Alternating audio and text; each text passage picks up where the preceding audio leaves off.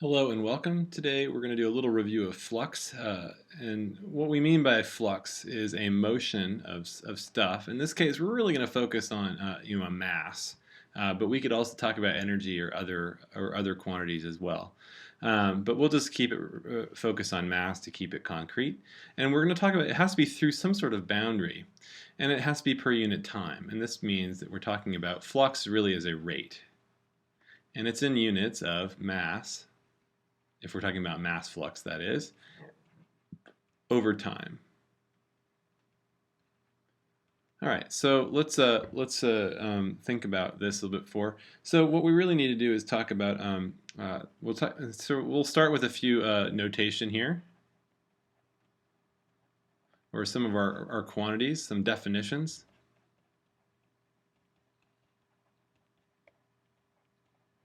So again, we're going. For instance, we could have a rho, which is going to be our mass density. And we're also going to have, we have to have motion, so we're going to talk about v, which is a vector, and that'll be our velocity. And we're going to define another vector, which we'll call phi, which is going to be rho times v. So mass density, this is a scalar, right? And that is going to be our flux field. Okay, so we'll just think of this as a constant vector, but think of, for instance, if this is if this velocity is, in whatever dimension, and it could be 2 dimensions. So let's just think of 2 dimensions here. So x, y, and we'll think of this as just a constant flux field. So basically, you have a velocity of going in that direction. So that's v. And just think of the whole plane as being tiled with these vectors, all the same length. Okay, so obviously we can generalize this to when the flux field is non-constant. Maybe it varies through space. For now, we'll just think of it as just a constant vector field. Okay, so that represents our flux field. That's basically saying how much of a certain mass density is being pushed along at a certain velocity. So that gives us this flux field. All right, and so we're talking about motion through a boundary, so we have to define that as well. So I'm going to say that S is some sort of is a surface or a line. So surface will be in 3D, right? So if I were in 3D, of course, and we have some flow in 3D, if I had some surface S, I want to know how much of that flux is going through, how much of mass density is going through that surface. But if I'm in 2D, I'm talking about a line, so you just go down a dimension. So let's say I talk about this line right there. It's going to have 2 endpoints there, and I'll say that is my S. So that's some sort of a line segment. It creates that boundary. So that'll be my boundary. Okay. All right. So let's go further here now. And then what we really want to know is how do we compute? So the question then is, what is the rate? The rate of mass transport through S? So that is a very good question to answer. So the question is pretty straightforward. So what we have to define is one more thing, which is we'll say that this is a line now. In general, this could be some very complex shape that's nonlinear. But for now, we're just going to say that this is a line. And so n will be a vector, will be the surface or line normal. So what do we mean by that? So right there we'll have a vector going out like that. I'm going to make it really thick there so you distinguish it from the flux field. So here's our phi, our flux field. And there will be our normal vector out, and that is going to be at a 90-degree angle to our boundary line. All right. So in order to find the flux, then I guess, so basically the rate of mass transport, which we're going to call this thing here, we're going to call the flux. All right, so the flux then, I'm going to say the flux through S is going to be the normal dotted with phi, and then we're going to multiply it by, which I'm going to call the length of S. So that's so in this case is the length of S. All right. So what we want to do now, and this final little bit down here, is just talk about the units. I said the units were mass and time, so this is unitless. It's dimensionless. In fact, it's a unit vector. This vector then is its magnitude is 1. It's a unit vector. It's just indicating a direction, there's no magnitude involved here. All right, and so, but what are the units of phi? Well, phi is going to be mass over a mass per unit area. Because remember, this is a mass density, so that's a scalar, but it's in terms of mass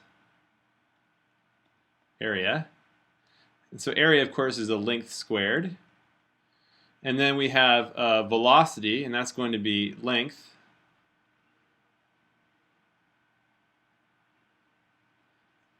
over time.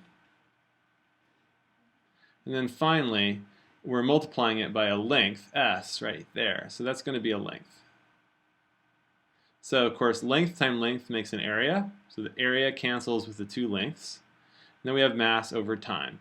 So, so that is, and then we so our flux here is going to be I'm like, I got to delete that there. So our flux is in units of mass over time. We can see that all of our components, the units do work out. So that gives you a flux in just a linear, through a linear boundary, just this little boundary. So it just depends on the length. So now let's do flux now and with some sort of nonlinear surface. All right, so now let's say that we have some mass density that now it's going to depend on space, right? So that's our mass density.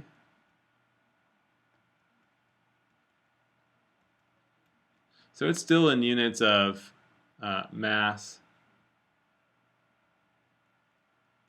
over area, if we're concerning with 2D. And likewise, now we have a velocity field that may depend on space, like that. And so this is our velocity field. And that'll be a vector field. So for instance, we have some, and again we have some boundary S. Boundary.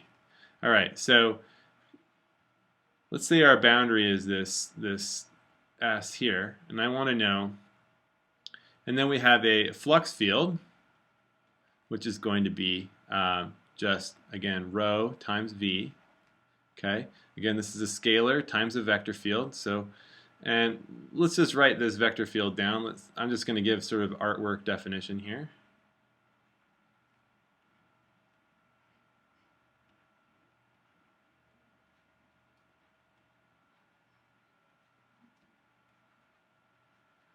All right, and then there's, of course, the vector field keeps, it's defined everywhere in the plane, let's say.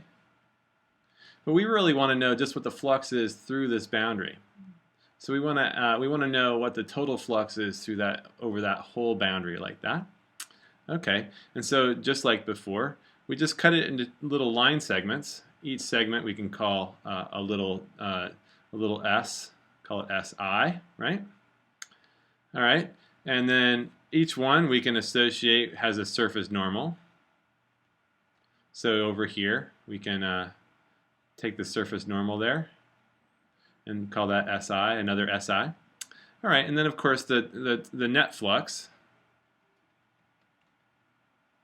as long as we can approximate this surface by a bunch of little line segments, will of course just be, and I'm going to approximate it here, as the sum of I equals 1 over, we'll call it n little segments that we have. We have a bunch of them, of Ni times phi, our flux field, evaluated on the boundary, on Si, and then we want to multiply it by the length of Si. Okay. Now, of course, we have that dot product in there. And as long as we take these SIs, we want to make them very small. We want to make them a differential. We'll call them ds. And of course, then as SIs they become smaller, we get the integral, which we can write as such, as we symbolically write it as the integral over our surface, or our, in this case, it's our closed line, of our flux field dotted with the normal times ds. All right. So this is our flux. So now also, if we were to do this now, if we had a surface now in 3 dimensions, right, and we can define normal vectors like that, and the flux field's in 3D, going everywhere, flowing everywhere around in 3D, then of course in 3D we have the following thing. It would be a surface integral, so it would be a double integral of our flux field dotted with the normal times ds. So that would be flux. So again, this is flux through x, and that's flux through s, and this is in 3D, and this is in 2D. Okay, so depending on the dimension you're working in, it will indicate whether it's a single integral or double integral. Right? This is not a constructive way to actually compute what the flux is. This is just a symbol that indicates what we want to do. All right, so it's not a concrete calculatable thing yet. This is just a symbol for what we want to do.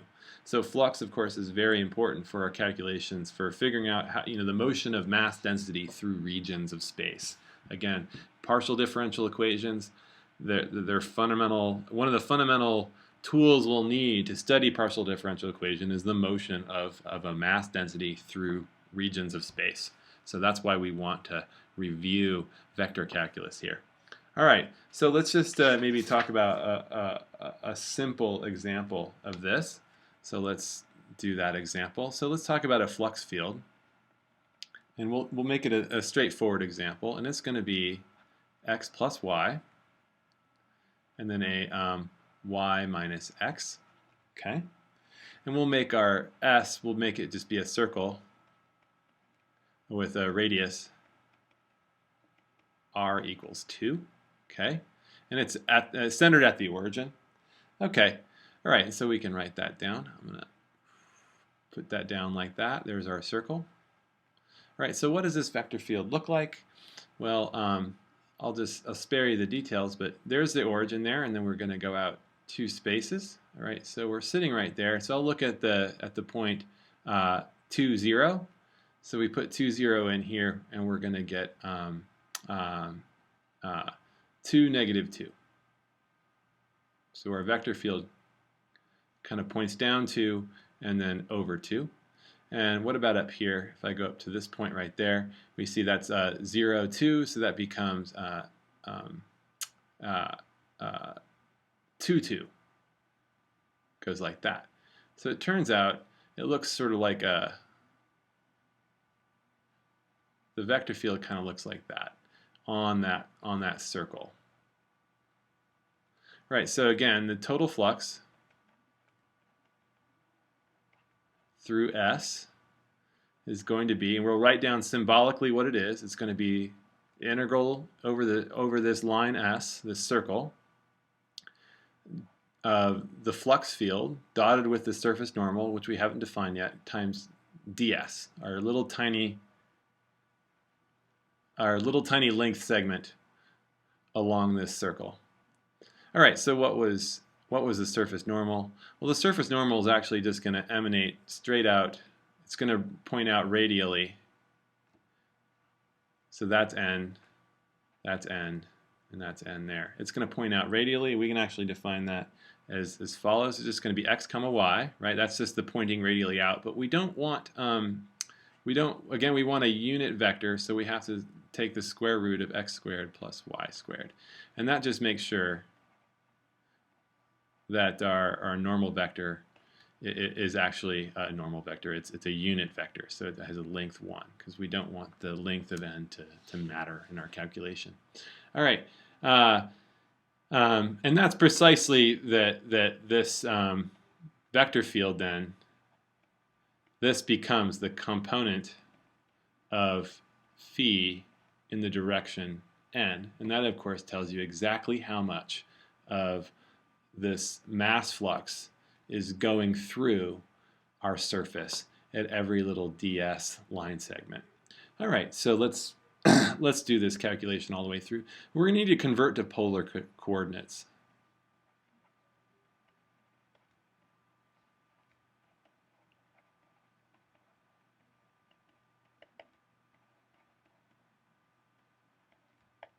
So remember that x is equal to r cosine theta in this case, and then y is equal to r sine theta. And ds then, well, ds is going to be equal to we're basically parameterizing then every little line segment by a sweep of theta, which we'll call d theta, and that's going to be r times d theta. In this case, r in all of these cases is just going to be 2. All right, so putting this all together, and now then our integral s goes integral from 0 to 2 pi. That is a way we parameterize our circle. So our flux over s is going to be integral 0 to 2 pi. Okay, and now we have to write down our vector field. So it's going to be x plus y, so that's going to be 2 times cosine theta plus sine theta, comma, 2 sine theta minus cosine theta. And that's going to be dotted with our normal. Now remember, right down here, that's just going to be, because we're dealing with r equals 2, that's simply just going to be r. So there's going to be a 1 over 2 times cosine, so 2 cosine theta times sine theta, or comma sine theta, and then we're going to have our ds is going to become r d theta, so it's 2 d theta. Okay, so that 2 cancels with that 2, and this 2 here and that 2 become a 4. They come out front. And then we have to do a little bit of dot product here going on, and so that becomes, remember we're dot producting each of the components, so what we see here is a cosine times a cosine, so that becomes a cosine squared theta, and we see a plus sine theta cosine theta, and then we see a plus sine theta squared, and then a minus sine theta cosine theta, and then that all is d theta. Okay, so we see a cosine squared and a sine squared. We see a minus sine times cosine and a plus sine times cosine. So these will cancel. And we have another identity. Cosine squared plus sine squared is 1. So that becomes 0 to 2 pi. And again, there's a 4 there. D theta. And the integrand is just 1. So that becomes 8 pi is the flux through this region. All right, so that just gives us a nice constructive way of writing down what the flux, the mass density, fluxing. So again, this is a rate. This is mass over time. and that's the numerical quantity that tells us how much mass is flowing through this circle total, given our mass flux is defined as follows. So hopefully that gives you a clearer sense for the type of calculations that we'll have to. We won't do a lot of these sort of calculations where you have to explicitly go through and parameterize your vector calculus integral. But the idea here is just to reactivate some memories so you remember how vector fields and how transport works through boundaries. And this is a concrete example of such. So thank you very much. Oh, and I forgot one thing. So in our last integral, we found out that the flux through our circle, which we define as follows, we found that was 8 pi, and again that was our circle with our vector field going around like that. All right, so obviously that was a very tricky calculation, and it required parameterization. It required parameterization of nearly everything, and that was definitely very tedious. But recall, we have some simplifying ways of doing that, and one of the ways is the divergence theorem.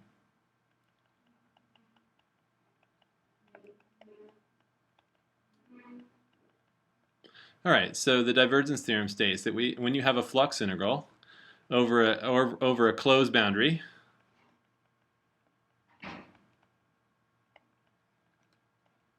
so in this case we do have a closed boundary, but it's certainly not always the case that it's closed.